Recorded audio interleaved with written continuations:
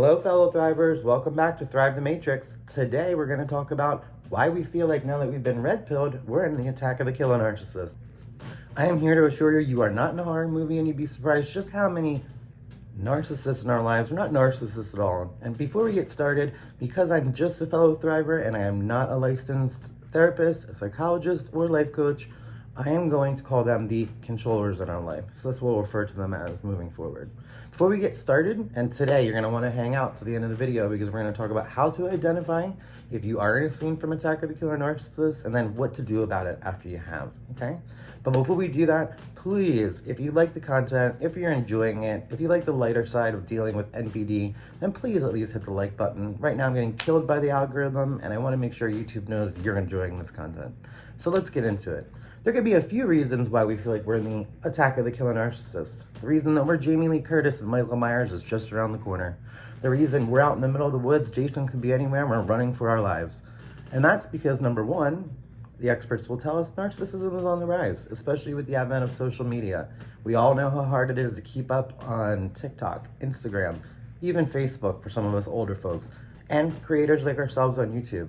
Sometimes it doesn't seem like there's room enough for everyone, and that makes plenty of room for controllers in our life, or narcissists. And the second reason is simple. We were asleep in the Matrix. We're going to stay outside the Matrix today, so I'm going to leave my handy dandy red pill, blue pill button alone. But when we were asleep, we may have surrounded ourselves with a lot of controllers, and that's because we could be controlled. So now that we're not, and we're seeing things for what they are, we feel like we're in the attack of the killer narcissist, okay? Here are a few ways that you can build a narc decoder and decide whether or not you really are dealing with a narcissist. Number one, remember the stages of narcissism, idealization and devaluation especially. If you feel like you've just met someone and you're being put on a pedestal that has no basis in fact, or you're being slathered with praise beyond anybody that's in contention for an Oscar, you might be dealing with someone that's going to build you up to knock you down later. So if someone's acting disproportionate to the amount of time that you've met them and they're trying to get in your good graces quicker rather than later, you might be dealing with a controlling person. Not saying that you are, just something to be vigilant about. Number two, devaluation. And if you haven't checked out my video on some of the examples of the funny and ridiculous ways that we get devalued by narcissists, definitely go ahead and check that out. If someone's doing something kind for you and it doesn't feel kind, it probably isn't. Let's give you an example. You have a friend that wants to drop off some baked ziti. Maybe you're going through a tough time in your life, you're not able to cook, they want to help you out so that you're not stressed. So they drive to your house quickly, run up to the front door, drop that baked ziti, hightail it back to the car, and then start blowing your phone up about the fact that they rung the doorbell and you didn't respond quick enough when they were doing you such a kindness.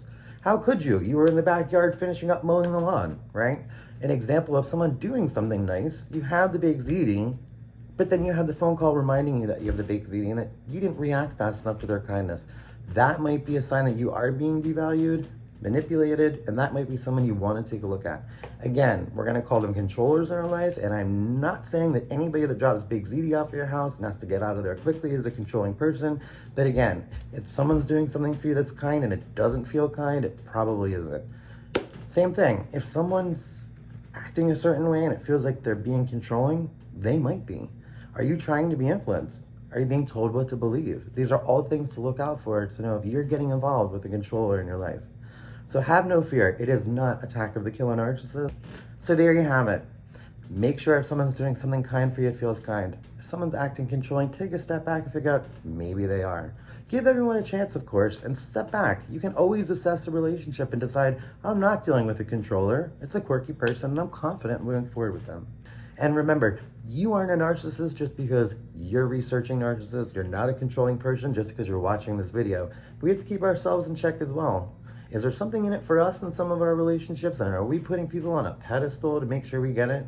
Or do we have people on a pedestal and we're knocking them down to make ourselves feel better? We need to own that, right? So that we are also not Jason in the woods running after every camp counselor to control, manipulate, and dominate. So I hope this was a bit fun, useful for you. I hope you have a few tips or a narc decoder now so you can make some better decisions on, am I dealing with a controller? Again, please like this video if you enjoyed the content. And when I've earned your trust and you start having fun with me, which I hope you will, only then subscribe. I'd love the algorithm to realize I'm giving you content outside the matrix that you value. Till next time, Thrivers, stay up.